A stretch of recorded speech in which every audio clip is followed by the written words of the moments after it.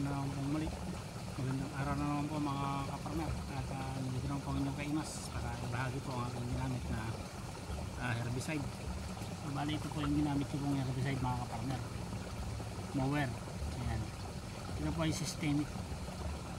Alam po naman po natin na ang systemic ay maaari pong maapektuhan itong ating mga tanim. Pero dahil po dito sa aking ginamit na ito na windproof, ayan, lalagay po natin ito sa dulo ng ating nozzle.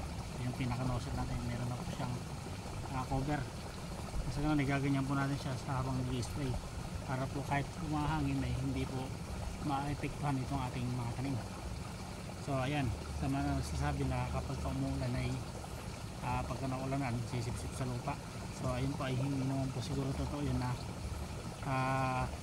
maapektuhan yung ating mga tanim o halaman kapag naulanan, dahil ang mga systemic, ang ibig sabihin po nun ay pagka tinamaan po yung dahon, ibig sabihin po yan, halimbawa po ito, yan, tinamaan po to, dire-diretso na po siyang hanggang mamamatay. Pero hanggat hindi po siya tinamaan sa mga talbos ay hindi po sila maapektuhan. Kitang kita nyo naman po. At isa pa po, ito pong Growers Bet 1000 Plus, pag i-spray nyo po itong foliar na to ay lalo pong hindi po kayo kakabahan dahil malamig po ito sa halaman, tsaka hindi po maapektuhan yung ating mga halaman, lalong lalo na po itong mga talbos. Kung sakasakali man na ito ay maanggian o may hangin, ay magagamot po nitong Growers Bet 1000 Plus. Ayan, kitang-kita nyo naman po ang aking mga tanim ay hindi po sila napiktuhan. Kita nyo hanggang sa mula din hanggang dito sa puno, wala pong halos nabuhay na damo. Ayan, kitang-kita nyo naman po yung mga talbos ng ating sili.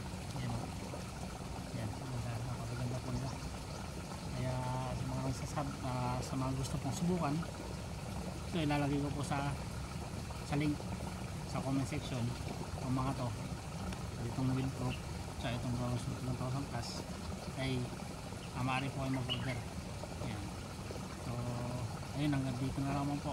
Maraming salamat po sa inyong pagsubaybay at panonood nitong aking video. Kung maaari lamang po, kung nagustuhan nyo po ang aking video, ipakishare na namin po para po malaman din po ng ating mga kasamahang magsasaka. Ayan, ang ating mga ginagamit dito sa ating silihan. At saka isa nga pa nga po pala mga kaparmer, hindi lang po dito sa sili, sa lahat po. Papakita ko pala muna sa inyo para makita nyo po yung naging epekto dito sa akin mga tanim, hindi lang po dito sa sili na to.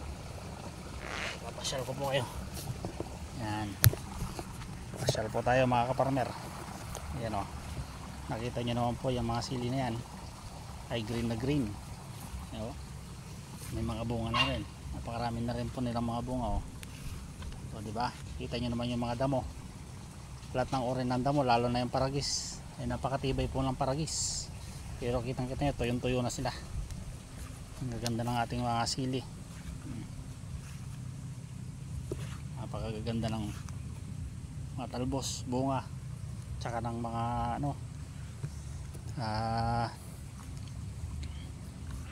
yan. Ito naman po, ipapakita ko po sa inyo dito sa kabila.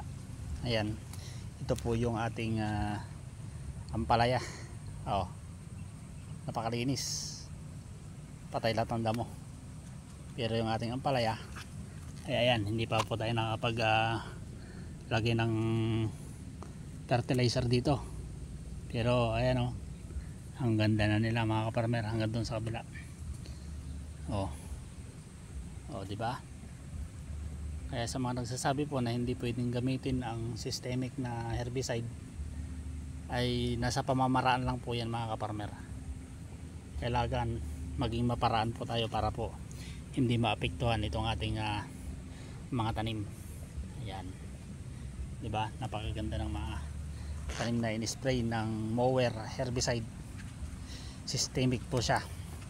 Tsaka shoutout nga pala dun sa may mga nag-comment dun sa aking vlog nung nakaraan. Maraming salamat sir sa iyong maladimin yung pagka-comment. Hindi po ako gago, kaya yan, maraming salamat sa iyo boss.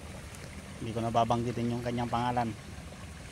Yan na yung sinasabi mo na systemic na mower ay hindi pwedeng gamitin dahil mamamatay lahat ang mga tanim, o sa may mga tanim na hindi pwedeng gamitin. Ayan, katunayan mga kaparmer. Ayan, pinatunayan ko na po sa iyo. Ayan ang aking gamit, mower systemic herbicide, pero ginamitan ko nito. Di ba? May cover.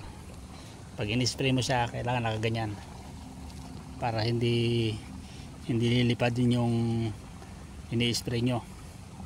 At syempre pagkatapos mag-spray ng herbicide, gumamit ng malinis na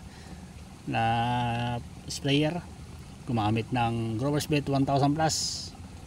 Yan, i-spray nyo lang sa inyong mga tanim, ay siguradong maganda at mawawala na rin ang, kung sakasakali man na mayroong mga kulot sa inyong mga tanim, lalong lalo na sa mga sili.